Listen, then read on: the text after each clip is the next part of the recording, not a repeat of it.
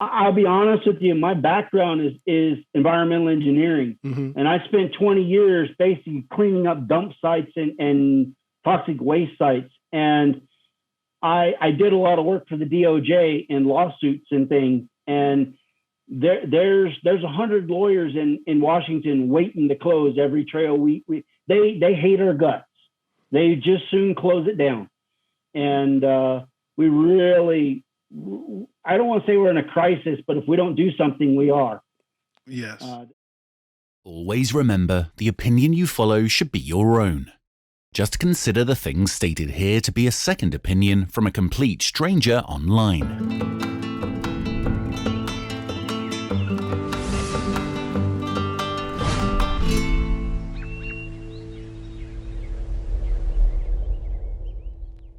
All right, we have a special edition of Taste Test this week. We'll be taste testing coffee as well as interviewing the founder of Trail Rated Coffee Company. First, I'd like to read a statement from the company. Trail Rated Coffee Company was founded as a way to bring people and trails together. We provide delicious coffee that's made in small batches. Our coffee is bold in flavor and smooth in taste. As a family, we've noticed the changes in trail conditions. Lack of education, trash, and overuse has been wreaking havoc on the land. As a company, we wanted to make a difference in actively preserving trails and keeping them open. A percentage of every purchase made goes to support trail restoration projects. We take pride in our coffee roasts, the trails we help restore, and our partner programs we support. All right, everybody. We have on the podcast today Kris Gaines. He's the founder and co-owner of Trail Rated Coffee Company, a coffee company that serves great coffee to the off-road community and helps restore trails. At age 6, Kris began his love of dirt bikes. He raced motocross from age 8 until the 1990s. From there, his passion turned to off-roading. His first rig was a 15-year-old Jeep Cherokee XJ that he drove into the ground, taking it off-roading every weekend. In 2015, Kris moved his family to Colorado, where he fell in love with the mountains and the off-road trails. In 2020, he bought his current rig, a 2020 Jeep Gladiator. Kris, welcome to the podcast. We're honored to have you here with us. Thank you. I'm glad to be here. So I want to start, because I like complete transparency. I want to start with letting everyone know how this interview came about. And it was that 2020 rig Gladiator of yours. I saw it on Instagram, and I wanted to check out more. So then I went to your Instagram, and come to find out you had some coffee. And I do a segment called Taste Test, which this interview is part of this week. Could I try some of your coffee? And you graciously did that. And not only did you do that, you are allowing this interview. And I wanted to mention that the only reason I even care about doing the interview is not because of the coffee, but because of some of the things that you're doing outside of the coffee. And we're going to talk about that as we go. So the first thing I want to ask is about the rig. Can you tell us some of the specs of that? I'm sure everybody wants to know the specs on that Gladiator. Definitely. Well, like you mentioned, it is a 2020 Jeep Gladiator. It's a sport model, Sport S model. We have a 2.5-inch lift, and we're running 37-inch tires. We just upgraded. We got a set of Icon Rebound wheels. It took me almost a year to decide on the wheels because I couldn't figure out which ones I wanted. So on top of that, we also have a roof rack that was built by Uptop Overland, which is a local Colorado company. We kind of a story on that. We actually went to them, and they were mainly a Toyota company, and we asked them to build us a rack for the Gladiator, and the owner kind of said, we don't work on Jeeps. And I said, yes, you do, and kind of worked with them to get it built. And we had that put together last year, and then got a 23-0 rooftop tent. And then the pandemic hit and we didn't get a whole lot of time out using it, but we've definitely had some time this winter and the fall to use it. And other than that, we're still working on the bed modifications. We're building a drawer system, and we're also working on fridges and electrical on it. But that's where we're at this point. It's just a good, solid rig to use out. We do a lot of overlanding, so that's really what it's built for. So, well, then I've got to ask the next question, because everybody's going to want to know. Like you said, the pandemic popped up and slowed things down, but you did get out a little bit. Is there any cool places that you've hit so far in your Jeep? Yeah, we actually just came back from the Easter Jeep Safari a couple weeks ago, and that was a fun adventure. So, wasn't our first Easter Jeep Safari, but it was the first one where we actually took out the rig, and we found out that we needed to do a little work on the rear suspension after we tore off our fenders. So we actually had to replace the rear fenders on it after Easter Jeep Safari. And luckily, while we was there, one of the trail bosses was the Bushwhackers company, and they had flat fenders for the Gladiator. So we ended up seeing those. And as soon as we came back, we ordered a set. So we just upgraded those and put those on this week. So we also did a little bit of upgrading on our rear suspension. So we've got a little more travel now. So we're not dragging our fenders. So. Okay. So I think the Jeep Gladiator is a great representation for your coffee company. Can you tell us what you do at your coffee company? Tell us a little bit about the coffee company. Later after the interview, the next segment, I'm going to taste all three of them. And I didn't tell you that. Directly after the interview, I do my taste test. Okay, perfect. So can you tell us a little bit about what you do and about the coffee? Definitely. As far as what I do at the company, I'm a co-founder. My wife and I have founded the company. It was kind of a dream that we've had for a long time. A few years ago, we had the fortune to go to the Kona Coffee Festival in Hawaii. So we toured a lot of the coffee facilities over there, talked to a few roast masters, and really just fell in love with not only the coffee, but just the whole atmosphere and the industry. And fast forward a few years, we had the fortune a couple of years ago that I actually had a stroke, and it kind of changed my life a little bit and changed my priorities and made me make a few decisions that really led to the coffee business. So I just getting into something that's more fun and honestly, putting off dreams we quit putting off the dream. We jumped in and went for it, and kind of did the same thing with buying the Gladiator. We had our old rig for a long time, and it was a fit that we put together, and we loved it. And as far as what I do, I'm technically the co-owner, marketing director, cleaning person, packaging, shipping, do a little bit of everything. Mainly what I work on is social media, and then reaching out to organizing events and things like that. But we kind of pitch in and do a lot of everything. We're a small operation. We do all of our work on our own. We have a few outside people that help, but everything that you see package wise, graphics, everything we've done. I give you an idea. We actually did the wrap on our truck in our garage. So everything's a grassroots organization. Wow.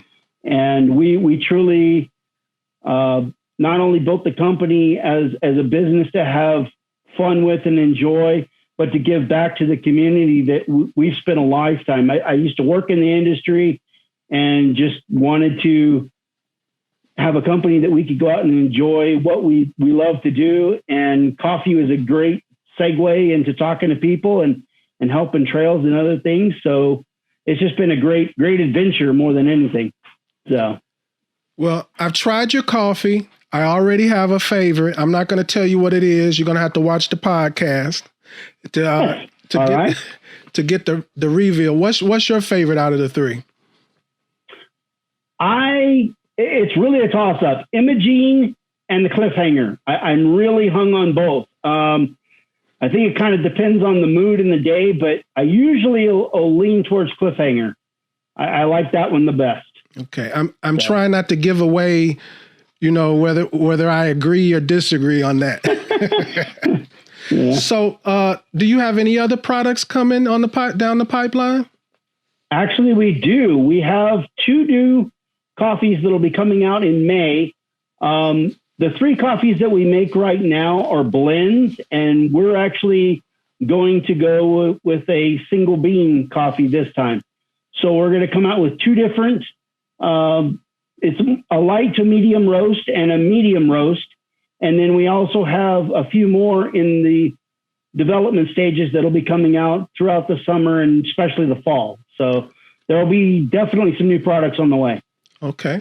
I'm looking forward to that. So I want to talk food. This is Taste Test, so you got to talk food with me. I'm right there with you. I love food. Okay, so when you're overlanding, this is an overlanding question. This is an overlanding show. Sure. So when you're overlanding, when you're looking to impress, what's your go-to meal? And tell me why. Meaning, is it because of convenience? Is it the wow factor? Or what is it and why?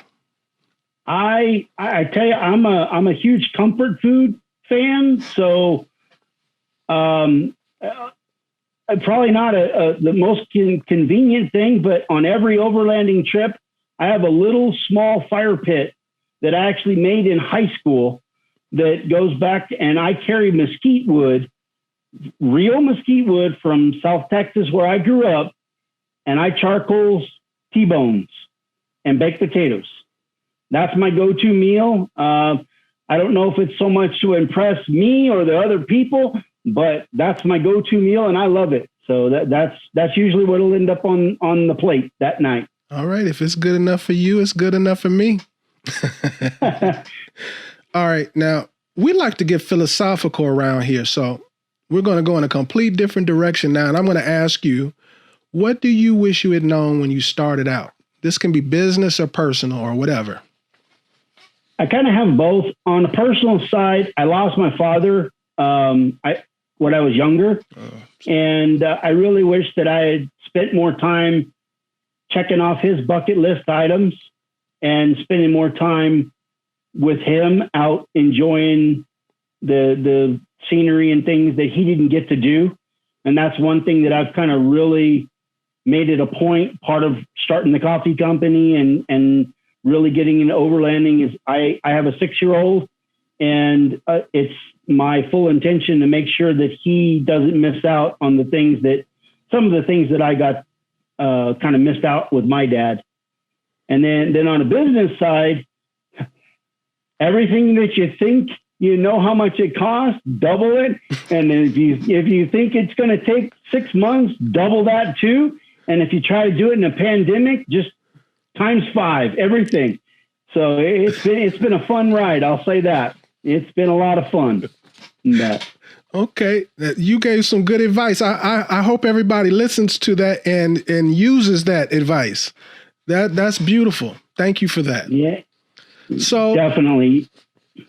So I want to get back to your rig.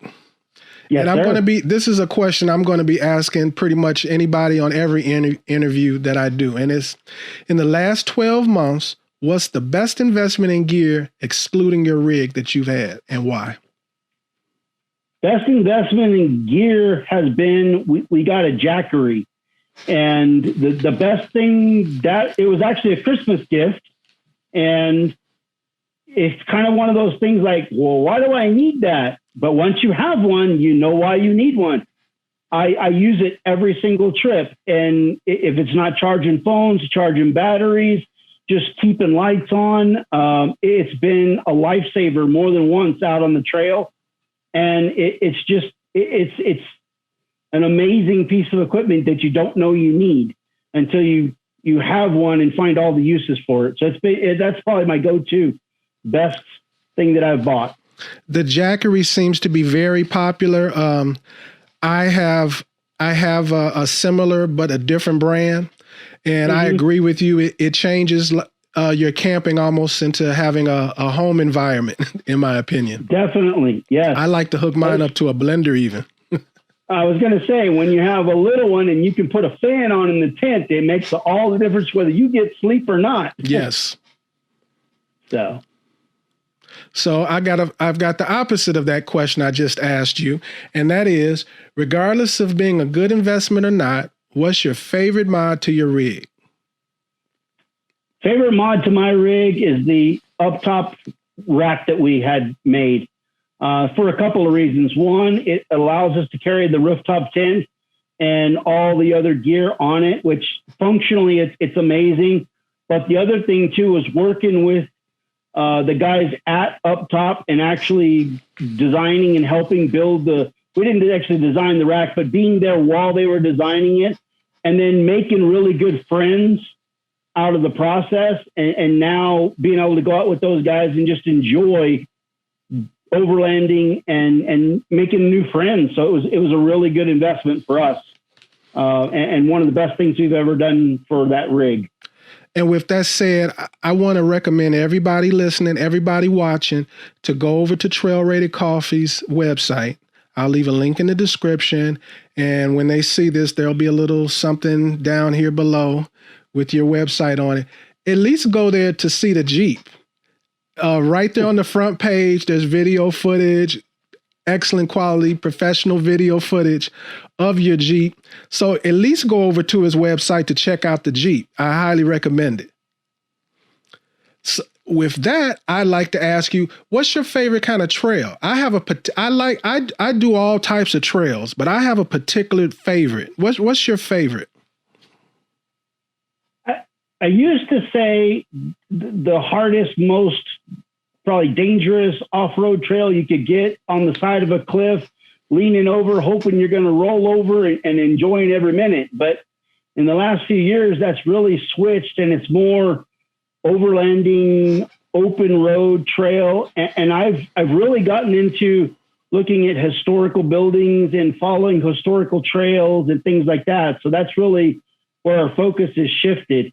Part of that's having the family going with me, but every once in a while, I still enjoy a good tough trail. But most of the time, it's going to be an overlanding trip. Well, where you live, you have both choices at your fingertips. So definitely, Colorado's a wonderful place. We are blessed. Yes, we are blessed to have that. I mean, within an hour of our house, you can be on some of the toughest trails in the world or some of the most scenic drives in the world, and in the same day. I love Colorado. It's amazing. I highly recommend Colorado to people, especially overlanders, people who want to cover large distances off pavement, a state where it seems like the municipalities are for off-wheeling and people getting out, So I highly recommend Colorado. Definitely. Okay, my next question for you is, what's currently at the top of your bucket list for a trail or adventure? Is it going to be one of those type of things? You mentioned Colorado, and part of it is through Colorado. I've kind of been wanting to run the Continental Divide for several years now. I want to run from Mexico to Canada. And basically overland camping the entire way. We had a plan for it before the pandemic.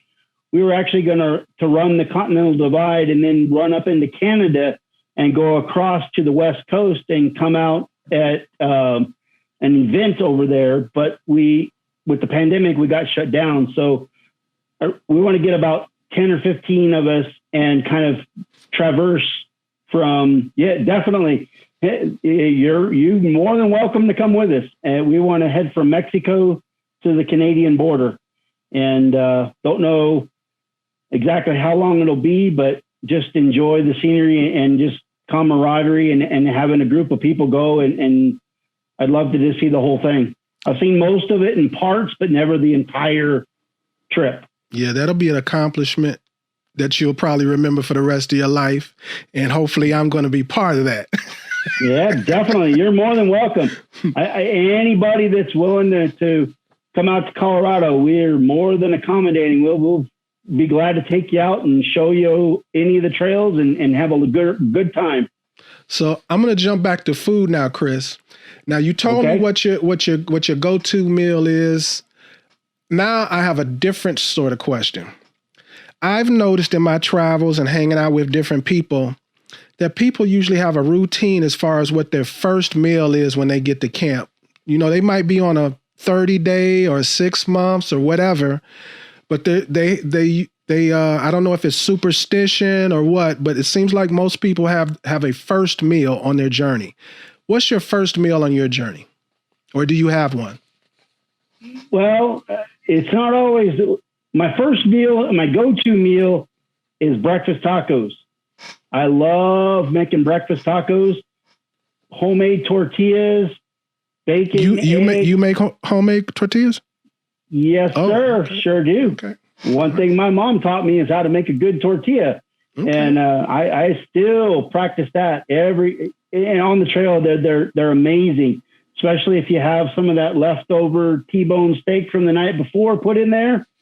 That's a great thing to do. And then get you a nice fresh cup of coffee, watch the sunrise. That just sets the day. It's the best thing ever. So I told everybody what initially made me contact you, but I didn't go into full detail. And that was you had recently started speaking about taking care of trails. And then after I spoke to you, you solidified a partnership with Tread Lightly, which made me even more eager to talk to you. I don't really care about the products. I'm just being honest. I'm looking for overlanders. I'm looking for good people at this point in my life. Sure. You know what I mean? I agree. Yes, sir. 100%. Yes. So tell us about that. One of the reasons why we started our coffee company is we've been overlanders before overlanding was even a thing. In the past, I used to work for an engineering firm, and one of the managers I had was from Australia. So he actually brought over a rig and took us out in California in that. So it was something that we really enjoyed, and that camaraderie. And what we wanted to do is be able to take that and take it to as many people as possible. So part of that was starting the coffee company. The other thing that we've really kind of committed to is we see the destruction and all the problems that have happened with the trails. And we all know that all our trails are getting shut down or getting trashed and closed. And a lot of it we found is just a lack of education or just lack of funding at a state or a federal level. So what we've done is partnered with either local off-road groups. We're a member of a few off-road clubs here in Colorado. We've also partnered with Tread Lightly and a few other, we like to work with the nonprofits when we can. And what we've pledged is we're actually giving a portion of all of our proceeds directly to these organizations. And our only stipulation is they go direct to trail repair, cleanup, and preservation. The other thing that kind of separates us from the rest is we'll throw shovels in the truck and put boots on the ground. We'll show up and we'll actually help build those trails. So we're looking for events. We're looking for any kind of trail cleanup or things that people need help with. And if we can provide some kind of resources or labor, we are involved and we'll be there. We've committed as a company. Our goal is to help restore and replace 1 million miles of trail. It's a kind of a lofty goal, but I think it's one that'll probably take me, hopefully not the rest of my life, but a long time. And I think it's just, we've spent a lifetime enjoying those trails. It's time to give back. And I think that the best way to do it is a grassroots type of program where we actually go out and help, and we'll bring coffee, we'll bring smiles, and we'll bring labor and shovels. Absolutely. That's beautiful. I love that.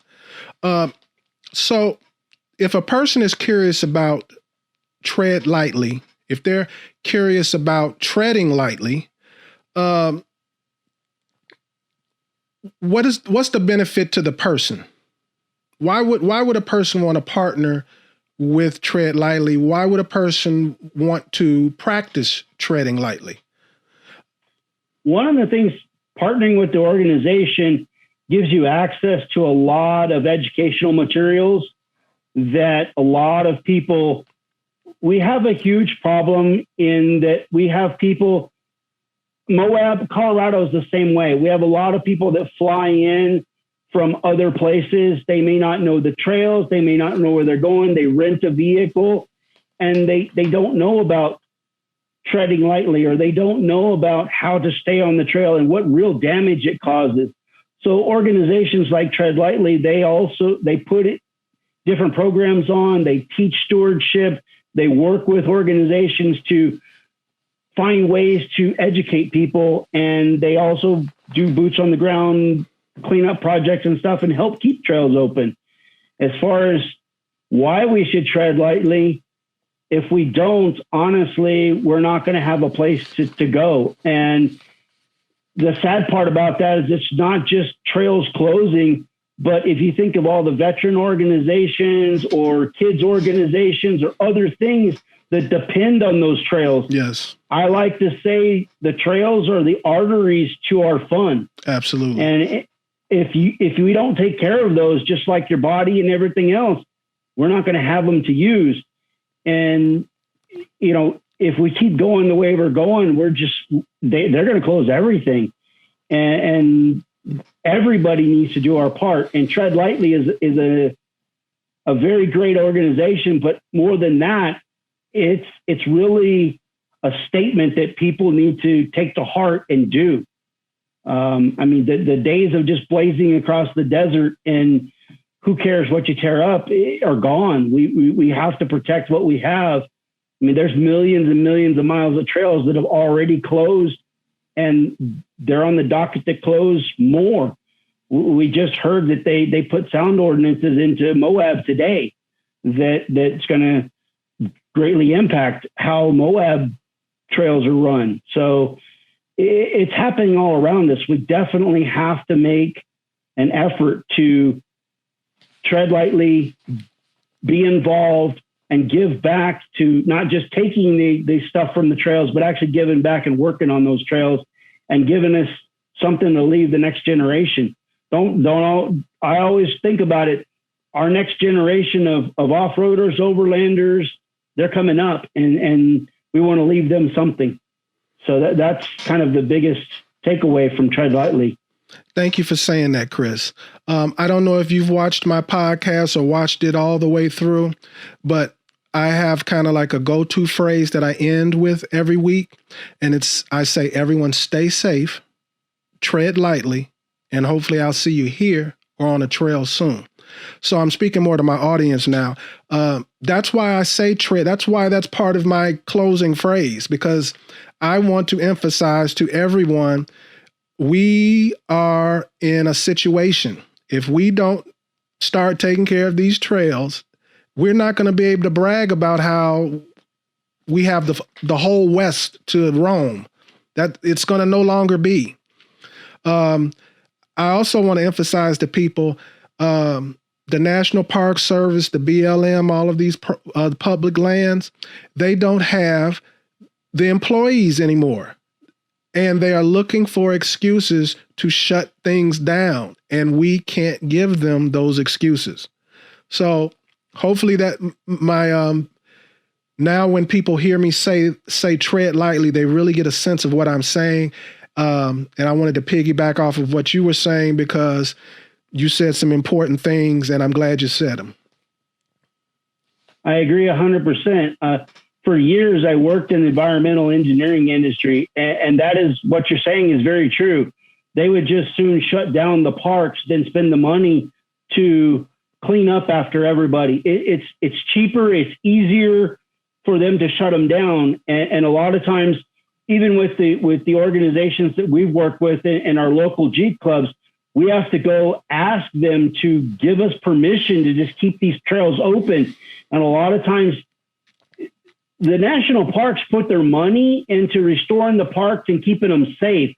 They're not going to put money in these back trails that we use. They're just going to close the land. So you're absolutely right. It's imperative that we take a stand as overlanders and land stewards. We really are. We're in charge of that land and taking care of it and being responsible for it. It's a major thing that we have to do. Amen. Kris, I want to make sure, is there anything that you wanted to mention or let the people know before you get out of here? I want to make sure that I didn't miss anything.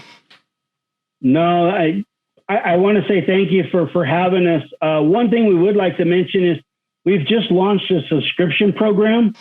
So now you can get coffee delivered to your door. You can get as many bags as you feel like you need for the month. And I want to remind everybody that every single purchase that you make is you helping us. It goes directly to trails.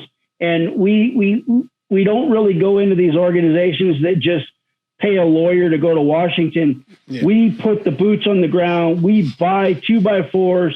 We do restoration projects. We put boots on the ground, and anybody that's wanting to join or help with that, give us a call or email us. And I definitely would say everybody's purchase goes towards some sort of restoration for our sport and our enjoyment. I love it. So how does someone find you on social media, and how do they find out more about your products? Okay. Definitely our website, which is trailratedcoffee.com. And then we're on Instagram, and my wife has informed me that we've now joined TikTok, which I've never seen. So I'm going to say I can't say what's on there. She's taking care of that, but it's Trail Rated Coffee on Instagram and TikTok. And then we're Trail Rated Coffee Co. on Facebook. And I'll make sure to put some links down here when this is put out on Friday. Yeah, everything's on our website. That's the best. I will say my wife it runs the website, and I'm very thankful for her because she does a great job. So everything is on there, even if I fumble it up. Kris, I appreciate you setting aside this time and allowing my audience to talk to you. Thank you for sending me the coffee. It's going to go to good use. Thank you for helping and being a good person and looking out for the environment. But most of all, thank you for showing up on the show. Thank you for having us. We really appreciate it. And beyond anything, the selling the coffee is great, but getting the word out and remember, it's all about friends and enjoying and giving back. That's the biggest thing. And we really appreciate the opportunity to be on your show. We really do. Thanks, Kris. Talk to you soon. Thank you. Okay. Thank you for real. Thank you. I'll be in a little zone. I don't even remember the last thing I said. So when I said it then, it wasn't even like a real thank you. It was, you know what I mean? I understand. I do appreciate it. And I really am sincere about, the draw was the environmental aspect, the tread lightly aspect to me. Definitely. So I'll be honest with you. My background is environmental engineering. Mm-hmm. And I spent 20 years basically cleaning up dump sites and toxic waste sites. And I did a lot of work for the DOJ in lawsuits and things. And there's 100 lawyers in Washington waiting to close every trail. They hate our guts. They just soon close it down. And we really, I don't want to say we're in a crisis, but if we don't do something, we are. Yes. I mean, all of our racing. I mean, I in the past I've done off-road racing and things, and it's going away if we don't do something about it. So. Okay, Kris, I won't keep you that long. I don't know how long it's been, 37 minutes or about 40 minutes altogether. I appreciate you giving me that much of your time. If there's any news you ever want to get out or some information you want to get out, or you just want to come back on with some new coffee or whatever, just let me know. Just text me, email me, Instagram me, whatever. Just let me know. And that it's automatic. It isn't can I, it's just let me know so we can do it, you know. Awesome. I tell you what, we're going to, I didn't say anything on the podcast, and only because we don't have anything confirmed yet, but we are going to put together, we're kind of putting together called Trails and Coffee. We're going to put together some cleanup events. Okay. We're going to put up some trail restoration events. We're still ironing out when they'll be, what they're going to do, but we're working with several different local clubs and a few. I've got a guy in Florida working with us and things like that. So like they just had Jeep Beach. One of the things that we want to do is go in after these big events and have a cleanup event. Because one of the problems, Easter Jeep Safari, they have so much trash and things after the events. So we want to try to organize, get some people to stay a couple extra days and put that together. So those are on the docket for us. As soon as I've got some better information on them, I definitely would love to come back and let you know about them. And again, I want to say I thank you so much. It's been really hard getting the word out on the coffee, and it's been really hard just trying to make a difference. And getting to be on a podcast really helps out. Not only that, just being able to talk about the issues that people don't want to talk about. Well, the podcast will go on all of my social media. And in addition to it, I've got enough coffee. Thanks for giving me the bags and the smaller ones. Oh, yeah. So, Yeah. I'm going to do it in reverse. I'm going to grind up the coffee and taste test it. And I'm going to take the little packages and go somewhere remote and take some pictures, and I'll post them on Instagram, and I'll make sure to link it that this is the coffee or whatever. And I'm not looking for nothing or anything. Awesome. Okay. So, well, I tell you, if you run out of coffee, give us a call and get you some more. Let me know. Oh, I appreciate that. Thank you. We'll definitely take care of you on the coffee. And if there's anything that we can do to help your podcast or any kind of events, messages, or things that you want to get out, definitely let us know. I don't know if are you planning on going to Overland Expo? I'll be at Overland Expo East and West. Okay, you're going to East and West. So you're going to go to the one in Flagstaff? Yes. Okay. Wait a minute. No, I'm going to all three. I'm sorry. Yeah, I'm going to all three. You're going to go to the Colorado one also? Yes. Give me a second. I'm sorry. It's like East and West and Midwest or whatever they call ours. Right. Did I put that on? No, Flagstaff and Expo East. Okay. When is the one in Colorado? It's Loveland. No, I said... And it's in August, I think. July or August. I don't remember. I'd have to look it up to find out. Yeah, see, I'm taking a trip July 15th to August. That's why I'm not going on it. July 15th to August 31st, I'll be in Alaska in the Yukon Territory. Oh, man, that's a bucket list there, too. You're welcome to come. Yeah. For even a short portion of it. Right before the pandemic happened, we were planning on the guys from Up Top Overland. One of the owners is from Canada.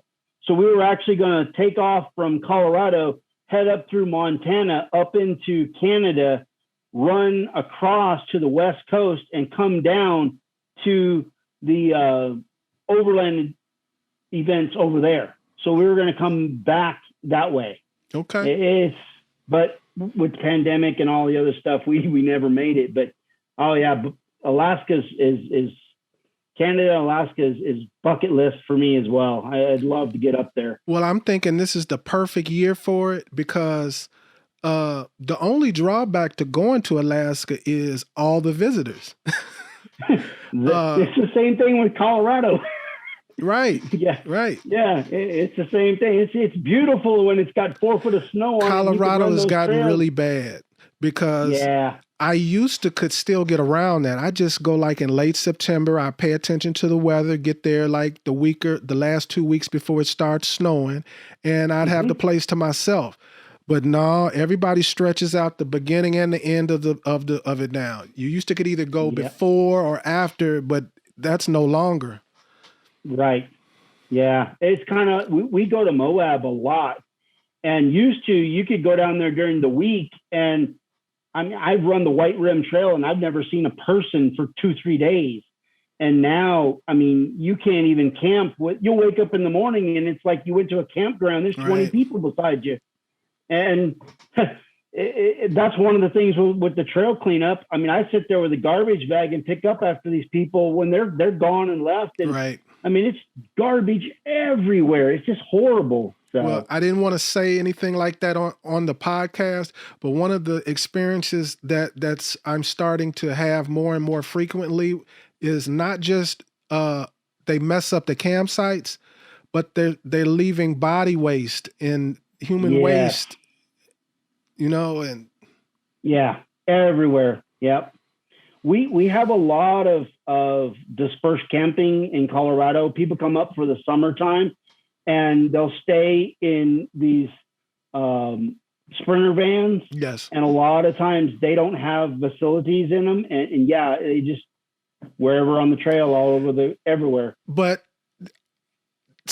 a lot of them do have facilities in those vans. Yeah. And it's like they don't want to use them unless they really, really have to. They prefer to even like stop and go in the in a grocery store, or a restaurant or something. They try to avoid using their own facility, but they have them. Mm-hmm. Yeah. We get it's no excuse. We get all of them here. It's getting really bad. And that's one of the reasons why I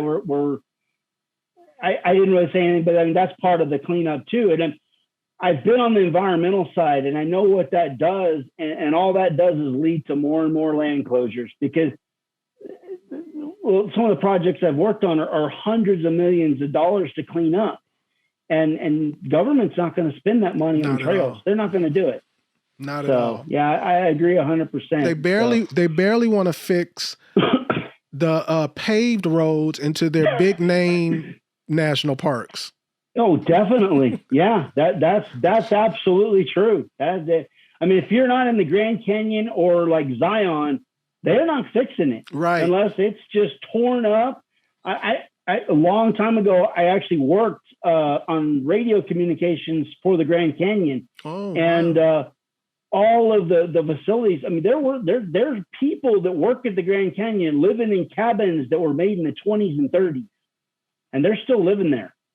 But all the fancy park offices and buildings and tourist shops are all updated, but not the facilities where the actual rangers live and not their stuff. Mm-hmm. It's sad. It's really sad that it's a major problem that we're going to have to deal with as a society sooner or later. So you have just gotten me to thinking about, I'm going to dedicate a podcast to, hopefully you'll join back with me and add other voices to it. I don't have any idea who those people. I know a lot of people. I don't know who, but because it just popped up in my mind. But sure. I want to have a podcast dedicated to that because it's almost like we can buy all of this gear, but if we don't have nowhere to go, I mean, this is the thing we have to fix first. Right. And, I agree 100%. One of the main things that some of the notes that I wrote down when I was talking about the arteries, people think, well, it's just off-road. Well, no, it's campers, it's hikers, it's everybody. So if those trails close, you can't get out and ride your mountain bike. You can't get out and hike. You can't go anywhere. It's not just us. It's everybody. I mean, it's our Boy Scouts or Cub Scouts, whatever, those groups, they don't have a place to go. They just closed 2 major scout camps here because their sewer systems were so far out of date and they don't have the money to fix them. So they closed them down. I mean, these are like 300-acre facilities with camping and canoeing, and they're gone and they're not opening back up. So yeah, it's definitely, and I think if every one of us went out and brought home a bag of trash, and I mean, every one of us found a club or found a way to just go to one event a year and do some cleanup or do some repairs or help, it would take such a burden off the whole entire country's bills. They may spend the money somewhere else, but at least they keep those trails open. And I've talked to rangers, and they don't want to close the things. They just don't have the funds to keep them open. Oh, no, I know many rangers. As far as the rangers, the employees at that level, they're a special kind of person. They love the outdoors. I've met plenty of rangers. Yep. That's why they have that job. Because some of them even have to like live somewhere for a month at a time to do their job and stuff like that. So they're like sacrificing. Yeah, they're dedicated. They definitely dedicated. Yes. Yeah. And the other thing too is when we partnered with Tread Lightly, one of the things that we looked at is a lot of other organizations, and they just hand money to lobbyists to go to Washington. And I'm going to tell you, dead honest, being in that industry, that's not going anywhere but somebody's pocket in their new car or their house. It ain't going to go to a trail. That's why I give anything we do, I make sure it goes directly to either a trail repair or some kind of fund that goes directly to an organization that puts labor or materials on the ground for us to use. Go ahead. I'm sorry. I was just going to say, there's enough wealthy lawyers out there to fight. We don't need to put that money up. Yeah, I lived in Northern Virginia, and I knew a bunch of these lobbyist lawyers that you're talking about. Yeah. And I've known people who worked for like, the Red Cross, and the salaries that they have. I'm like, wow, if you really were caring about the people, you could take like 1/5 of this salary. Yep. So yes, I appreciate that, because I know that when you go to these big foundations and organizations, that money is all salaried out. Right. You give $1 and maybe a dime might get to something. You know what I mean? Mm-hmm.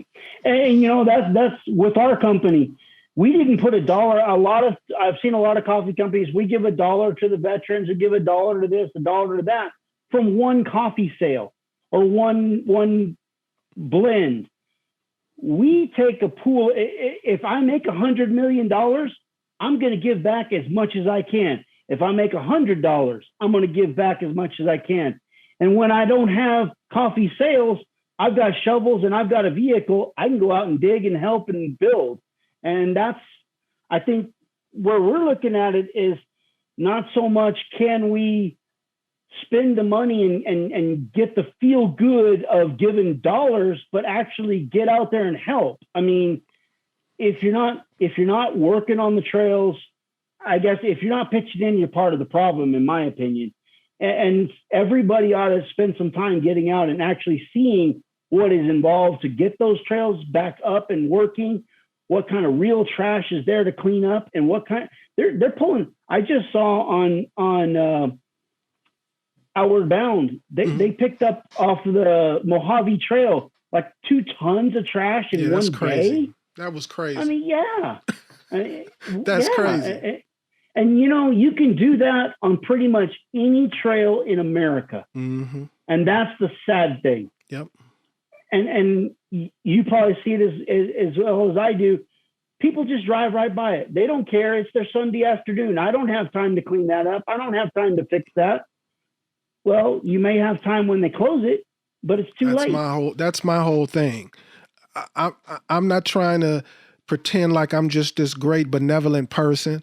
I want to keep being able to, it's my selfish desire to use the trails in the public land.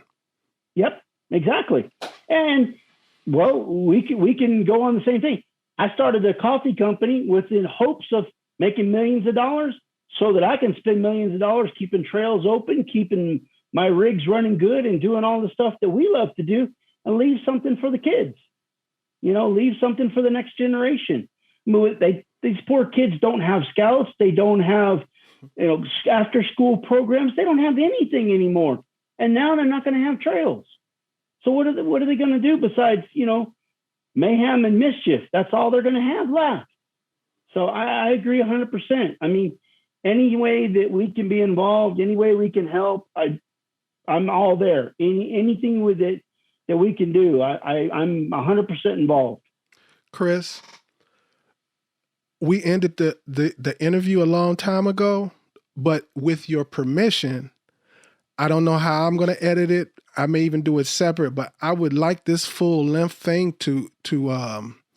I'll review it and make sure when we went offline, nothing inappropriate or wrong or whatever is said. Sure. Yeah. And if that's not the case, I would love to just give this full length conversation. This is great content, and it's important content that people need to hear. And I want people to hear your passion. Sure, definitely. Okay. I would, because it's really, I mean, I tell my wife this all the time. Coffee is only part of the equation. I mean, we really care about trails. I mean, we really not only just care about the trails, we care about our fun, our adventures, everything. So yeah, you're more than welcome to use anything that we have. I would be glad to do it. I just wanted to make, because I said we ended the sure. No, I understand. Yeah. And like I say, it's definitely something that we all need to think about and be a part of. It really, it's everybody's. I think everybody's a land steward, and we have to do our part. So, yeah, I'm any way I can help or what we've talked about, if it helps people. I mean, we need to get the word out. We definitely do. I agree. We definitely need to talk more, interact. I agree. Yeah. I'm going to be kissing you anyway because I'm trying to go on this trip with you. Hey, I tell you what, we get everything pay my own together. way. Pay my own way. Yep. Well, that's the thing. We I do a lot with the guys at Up Top Overland, and these guys. We have the Overland chef. He goes with us a lot, so we get gourmet meals, and I eat better on the trail than I eat at home. So, yeah, we're trying to put together a group, and what we'd love to have is a core group of, say, 7 to 10 vehicles, and then people coming in and out throughout the whole way. I know what you mean. Join in for 100 miles in a few nights, take off back and forth. We'd love to have that. And that's some of the things that we're starting a Trails and Coffee program, to where we actually, it's kind of like a Rigs and Coffee, where everybody goes to a 4-wheel drive shop or something like that. And our thing was, why don't we have these at a trailhead? And then while we got everybody here, we'll give them some coffee and some donuts and have some fun. And then guess what? We're all going to grab a trash bag and we're going to drive down 10 miles of trail and clean it up. So that's kind of where we're going. So we want to do some events like that. One thing that I would love to do is on this cross-country adventure, let's take our message to as many people as we can. Let's organize with some local groups, pick up some trash on the way, talk to some people, and let's make it something that's almost a crusade across the country. I love that. I can literally picture it in my mind. I'm seeing a video of it playing in my mind already. I can visualize that already. I agree with it. I think it's a great idea. Yeah, I think it would be something that would be a huge benefit to us as overlanders and off-roaders. But I think to make this work, we need to take the non-off-roader and we need to take it to the downtown streets. We need to take it to I don't want to say the city hall, but we need to take it to the people that don't off-road and maybe don't know how to take care of a trail. And so across the country is a big campaign. If we could get some media attention, we can also run it on, YouTube and things like that. I think it would be a great thing to do.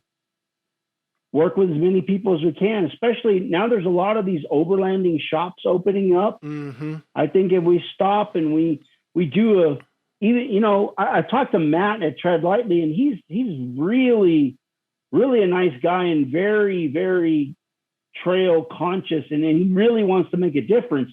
So maybe we can even get those guys involved. That would be awesome. Anybody who wants to move this forward, I'm down with it. I'm with it. I'm right there with you. So I definitely say let's get together to have some more conversations and let's put something together. Let's do a north to south, east to west. Okay. Let me tell you about me, Kris. Okay.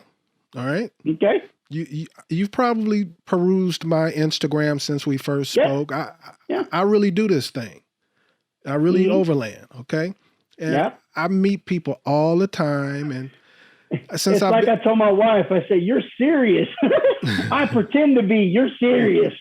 Well, but the thing is, I forgot what my point was. What were we talking about? I just totally lost my thought. You were serious and you do this all the time. No, but it was to make another point. I can't remember. I'm sorry. Oh. It just totally went poof. What were we talking about right before that? We were talking about going and working with the overlanding stores, and then north to south, east to west adventures. You were saying that you're serious about overlanding. And that I know now. Let me say while it's there. And because people know me and they know I travel, I'm always getting into conversations with people, and they're like, yeah, we're going to do this and we're going to do that, right? And it sounds like you do stuff too. And something that always happens is you'll be talking to 3 or 4 guys about doing something, right? And then when the time comes, they have a million reasons. I'm not that dude. Right. So I'm, like if you say, hey, let's go to Mars.